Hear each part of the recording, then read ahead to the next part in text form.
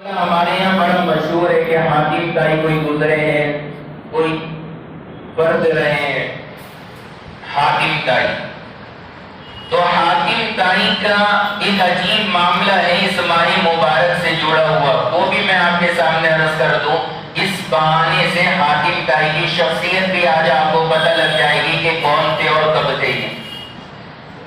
دیکھیں حضور علیہ السلام اور حضرت عیسیٰ علیہ السلام، اللہ کے نبی جو ہمارے پیغمبر ہیں، ان سے پہلے جو آخری نبی دنیا میں تشریف لائے ان کا نام ہے حضرت عیسیٰ علیہ السلام. حضرت عیسیٰ علیہ السلام اور ان کے بعد آخری نبی جناب رسول اللہ صلی اللہ علیہ وسلم. یہ سلسلہ ہے دو انبیاء کرام کا. تو پہلے حضرت عیسیٰ اور اس کے بعد حضور، درمیان میں تقریباً 400-500 سال کا زمانہ ہے ان دونوں نبیوں میں، حضور میں اور حضرت عیسیٰ میں. یہ جو حاتم تائی گزرے ہیں، یہ حاتم تائی اسی بیچ کے زمانے کے تھے.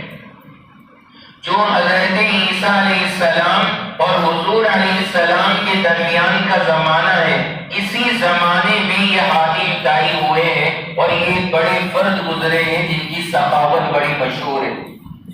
لیکن اللہ کے نبی علیہ السلام نے جب نبوت کا دعویٰ کیا تو حضور علیہ السلام کے نبوت کا دعویٰ کرنے سے پہلے حاتم تائی اس دنیا سے رخصت ہو چکے تھے، انہوں نے حضور کا زمانہ نہیں پایا. تو جو مشہور شخص ہے یہ حاتم تائی کے نام سے، یہ حضرت عیسیٰ اور حضور علیہ السلام کے درمیان میں گزرا ہے اور انہوں نے اللہ کے نبی علیہ السلام کا زمانہ نہیں پایا. حضور کے نبی بننے سے پہلے کے دنیا سے رخصت ہو چکے. لیکن ان کے ایک صاحبزادے ہیں، ایک بیٹے ہیں ان کے بیٹے کا نام ہے حضرت عاٹی رضی اللہ تعالیٰ. عاٹی، آئین دال یا عاٹی، سمجھ گئے نا؟ اس پہ انگلش کے اندر ADI عاٹی.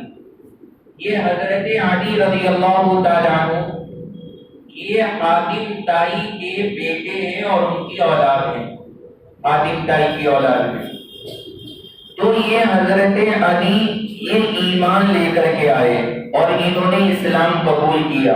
حضرت علی نے جب انہوں نے اسلام قبول کر لیا، اللہ کے نبی کا زمانہ پایا. ان کے باپ کو تو حضور کا زمانہ ملا نہیں تھا، لیکن بیٹے کو ملا حضور کا زمانہ، اور بیٹے نے حضور کے ہاتھ پر اسلام میں قبول کر لیا. جب یہ مسلمان ہو گئے تو مسلمان ہونے کے بعد جو اس وقت میں مجھے خاص بات بتانی ہے کہ حضرت علی ابن حاتم رضی اللہ تعالیٰ عنہ جو حاتم تائی کے بیٹے ہیں، انہوں نے جب اسلام قبول کیا اور اسلام میں داخل ہوئے ہیں، وہ شعبان ہی کا مہینہ تھا. شعبان ہی کے مہینے میں حضرت علی رضی اللہ تعالیٰ عنہ نے اسلام قبول فرمایا. تو یہ ماہ شعبان کی خصوصیات میں سے ایک بڑی خصوصیت ہے کہ ایک بڑے درجے کے آدمی اور صحابی حضرت علی رضی اللہ تعالیٰ عنہ اسی ماہ مبارک میں ایمان اور اسلام لے کر کے آئے ہیں. اللہ نے اس ماہ مبارک کو یہ بھی خصوصیت عطا فرمائی. عرض میں یہ کر رہا کہ حضرت علی کا اسلام تو ماہ شعبان میں ہو گیا، اسی مہینے میں یہ ایمان لے کر کے آئے. لیکن جب یہ ایمان لے کر آئے تو ایک مرتبہ حضور علیہ السلام کے پاس آئے. یہ عبرت کی چیز ہے ہمارے لیے. آنے کے بعد عرض کیا، یا رسول اللہ، میرے والد نے دنیا میں لوگوں کے ساتھ بڑا سخاوت کا معاملہ کیا تھا، مشہور ہے ان کی سخاوت. نہ جانے کتنے غریبوں کی مدد کی، بھوکوں کو کھانا کھلایا، پریشان حال لوگوں کی پریشانی کو دور کیا، سب کی بڑی مددیں کی تھی. کہا کہ حضرت آپ یہ بتائیے کہ میرے باپ کو ان کی سخاوت کا کوئی فائدہ جنت میں پہنچا یا نہیں پہنچا؟ اتنی سخاوت حضرت علی کے والد حاتم تائی نے کی ہے. بیٹا پوچھنے آیا، یا رسول اللہ، میرے باپ کو ان کی سخاوت کا کوئی فائدہ جنت میں پہنچا یا نہیں پہنچا؟ اللہ کے نبی علیہ السلام نے جو جواب دیا ہے، میرے کے لیے بڑا عبرت کا ہے۔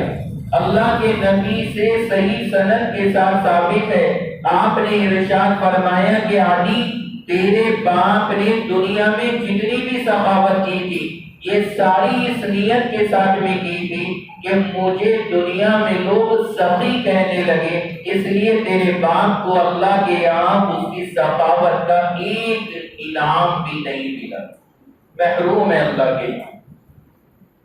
پوری دنیا کا اتنا مشہور سخی حاتم طائی، اللہ کے نبی علیہ السلام اس کے بارے میں فرما رہے ہیں کہ تیرے باپ کو، حاتم طائی کو، جس کی سخاوت ساری دنیا میں مشہور ہے، اللہ کے نبی نے صاف فرمایا کہ اس کو اس کی سخاوت کا ایک انعام بھی اللہ کے یہاں نہیں ملا، اور وجہ یہ ہے کہ اس نے جتنی سخاوت کی تھی اس کی نیت میں یہ بات شامل تھی کہ دنیا میں مجھے لوگ سخی کہنے لگے، میری تعریف سخاوت کے ساتھ ہونے لگے۔ اللہ کے نبی نے فرمائے تیرے باپ کو اللہ نے سخاوت کا لفظ دنیا میں دے دیا، تو جس لیے اس نے سخاوت کی وہ ٹارگٹ اللہ نے اس کا پورا کر دیا، اب اللہ کے یہاں تیرے باپ کو اس سخاوت کا کچھ نہیں ملنے والا۔ یہ صاف حدیث پاک کے اندر مضمون ہے، یہ ہمارے لیے بڑا عبرت کا ہے، اور ہمیں ڈرنا چاہیے کہ ہم ذرا ذرا سے چھوٹے چھوٹے سے اعمال اگر نعوذ باللہ دکھاوے کے لیے کریں گے، اظہار کے لیے کریں گے، تکبر کے لیے کریں گے، اللہ کے یہاں سارے عمل ہمارے ضائع ہو کر کے رکھے جائیں گے۔